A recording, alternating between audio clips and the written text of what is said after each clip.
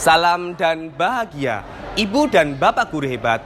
Pada kesempatan kali ini, saya akan memaparkan aksi nyata modul 1.2 terkait dengan nilai dan peran guru penggerak. Di sini saya sudah melakukan berbagai aktivitas terkait dengan nilai dan peran guru penggerak tersebut. Salah satunya adalah pembelajaran yang berpihak kepada murid. Selain itu, saya juga sudah melakukan berbagai hal terkait dengan membimbing teman-teman dalam guru pendidikan inklusi. Berikut video terkait dengan kegiatan-kegiatan yang sudah saya lakukan. Assalamualaikum warahmatullahi wabarakatuh. Waalaikumsalam warahmatullahi wabarakatuh. Bagaimana kabarnya untuk hari ini anak-anak semua? Sehat. Oh, sehat. Mbak Isnafa sehat. Yang lainnya gimana? Sehat. Oke. Untuk hari ini tidak ada yang tidak masuk ataukah ada yang izin? Oh, nihil, alhamdulillah. Nah, anak-anak semua untuk hari ini silahkan kalian cek dulu kanan kiri. Kayaknya ada sampah itu. Oh, nggak ada. Ada atau tidak? Oh, nggak ada. Oke. Kalau tidak ada, silahkan kalian fokus terlebih dahulu. Untuk hari ini kita akan melanjutkan materi terkait dengan peluang distribusi binomial. Nah, bagaimana cara supaya kalian nanti bisa memahami apa itu yang disebut dengan peluang distribusi binomial? Akan Bapak tanyakan terlebih dahulu. Ada yang masih ingat apa itu variabel? Variabel, angkat tangan dong. Variabel. Isnafa, ayo apa Mbak? Sesuatu apa Mbak? Besaran yang memiliki nilai tidak tunggal. Oke, suatu besaran yang nilainya tidak tunggal, itu variabel. Nah, hari ini kita akan belajar tentang distribusi peluang binomial. Kita akan bermain lagi. Nah, silakan kalian keluarkan HP kalian. Sudah Bapak share link untuk kalian belajar tentang bagaimana menentukan peluang binomial. Ketua kelasnya siapa ya? Atau sekretarisnya? Atau yang lain? Bapak menginginkan kelas ini akan dibagi dalam beberapa kelompok, tapi yang membagi kalian sendiri. Dari kata sifat yang mempunyai arti mencakup melibatkan semua orang. Di mana inklusif merupakan filosofi dari pendidikan, bukan istilah kebijakan atau legislasi dalam pendidikan. Selanjutnya, inklusif adalah filosofi tentang cara hidup dengan perbedaan. Artinya di sini adalah dalam sebuah pendidikan itu mempunyai keberagaman yang sangat banyak. Seperti keberagaman suku, keberagaman bahasa dan sebagainya. Tetapi di sini yang akan dimasukkan ke dalam inklusif adalah anak-anak yang memang unik. Keunikannya itu misal dari ABK contohnya ada yang tunanetra, tunagrahita, tunarungu, tunadaksa dan sebagainya, termasuk cerdas istimewa. Dan yang ada di anak kita terakhir kemarin tahun 2021 atau 2022 itu adalah anak-anak yang mempunyai kemampuan lamban belajar atau yang disebut dengan slow learner. Itu yang ada dan memang realita ada di sekolah kita. Lanjut Pak Arif.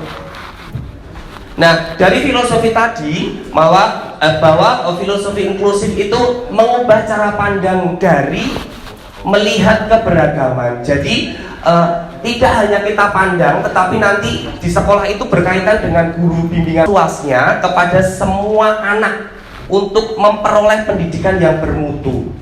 Sejalan dengan undang-undang kita, yaitu nomor kayak undang-undang pasal 33 ayat 1 seperti itu. Mungkin itu nggih Bu Sri, yang seluruh warga negara berhak mendapatkan pendidikan yang layak. 31 nggih, 31 ayat 1 kayaknya itu nggih. 33 itu ekonomi kayaknya nggih. Ngapunten. 31 terkait dengan semua warga sekolah, semua warga Indonesia itu berhak mendapatkan pendidikan yang layak. Jadi dari keberagaman itu semuanya dapat mendapatkan pendidikan yang layak, tidak terkecuali untuk anak-anak yang mempunyai kebutuhan khusus. Tujuannya adalah memberikan kesempatan yang seluas-luasnya kepada seluruh anak untuk mendapatkan pendidikan yang layak dan menciptakan sistem pendidikan yang menghargai keanekaragaman dan keberagaman dari siswa. Sasarannya ini Bapak Ibu, semua anak usia sekolah di Indonesia. Selanjutnya Pak Arif. Jadi di sini ada anak itu ada anak yang umum biasa reguler, ada anak ABK, ada yang punya hambatan permanen atau temporer. Hambatan permanen itu seperti yang tuna seperti itu. Kalau temporer itu kadang-kadang anak itu seperti yang kita miliki. Anak yang lamban belajar itu kan temporer. Kemungkinan besar anak itu masih bisa berubah. Untuk selanjutnya, saya juga sudah mengikuti berbagai kegiatan mandiri. Di antaranya adalah saya mengikuti berbagai pelatihan, salah satunya di Balai Besar Guru Penggerak terkait dengan penyusunan bahan ajar dengan pendekatan DDR. Selain itu, banyak kegiatan-kegiatan yang sudah saya ikuti. Berikut berbagai kegiatan yang saya ikuti. Miskonsepsi di persoalan, yaitu dari soal tersebut tentang koordinatnya itu terjadi miskonsepsi. Kenapa?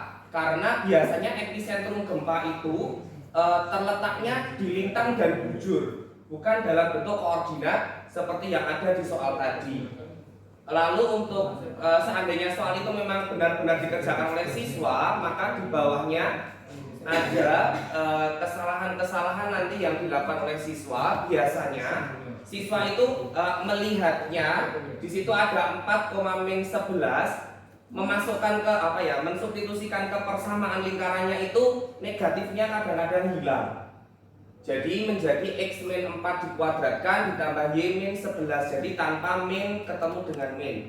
Nah itu. Lalu yang kedua, murid harus mampu menguasai konsep kedudukan jika akan menentukan posisi dari sebuah titik terhadap lingkaran. Itu untuk yang pertama. Monggo Bapak Ibu kalau ada masukannya, karena kemarin memang pikiran saya itu bergeser-geser, jadi bingung itu tuh bergesernya yang seperti apa. Ternyata dari soal yang saya temukan di atas tadi, saya mencoba mencari, ternyata harusnya koordinat dalam sebuah peta itu tidak dalam bentuk x, y, tetapi nanti ada bentuk dalam bentuk lintang dan bujur. Itu miskonsepsi yang saya temukan seperti itu. Monggo Bapak Ibu masukannya. Ya, itu satu soal aja.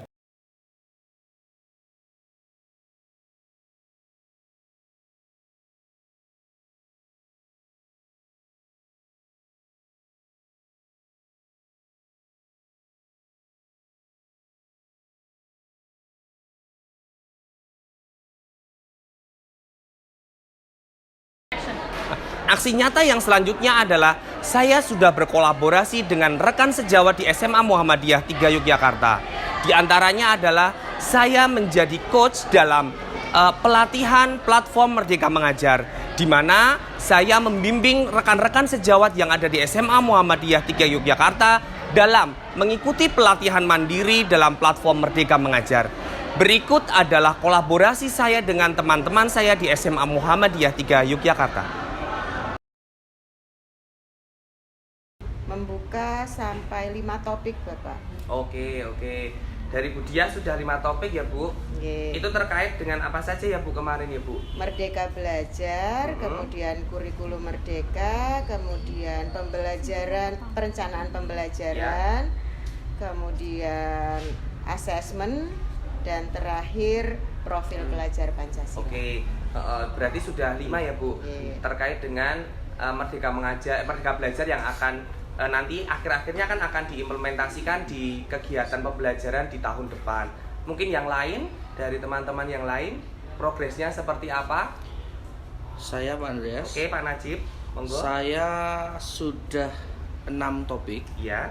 Yang pertama Merdeka Belajar, kurikulum merdeka, perencanaan pembelajaran SMA SMK paket C, asesmen SMP SMA SMK paket BC, Iya. proyek penguatan profil pelajar Pancasila SMA paket C, Ya. dan yang terakhir profil pelajar Pancasila. Oke. Ini memang butuh effort yang benar-benar fokus ya, karena Iya, bacanya iya. juga harus banyak, videonya banyak, modulnya banyak. Jadi memang kalau dikatakan jenuh, iya, tetapi memang di sana banyak materi yang mungkin bisa kita petik, bisa kita aplikasikan dalam kehidupan kita sebagai seorang guru. Namun kembali lagi ya, effort harus betul-betul fokus. Oke. Ya, terima kasih Pak Najib. Mungkin yang lain dari teman-teman? Saya Bu Santi, oke. Saya sudah 7. Oke. Merdeka Belajar, Kurikulum Merdeka, Perencanaan Pembelajaran, Asesmen SMP, SMA, SMK, kemudian penyesuaian pembelajaran dengan kebutuhan dan karakteristik murid SMP, SMA, paket BC, profil pelajar Pancasila, dan disiplin positif. Oke. Tapi ini hanya sampai materi-materi dan sampai post test. Untuk praktek aksi nyatanya belum. Oke, ya. Demikian aksi nyata yang sudah saya lakukan di SMA Muhammadiyah 3 Yogyakarta terkait dengan penerapan nilai dan peran dari guru penggerak. Salam dan bahagia.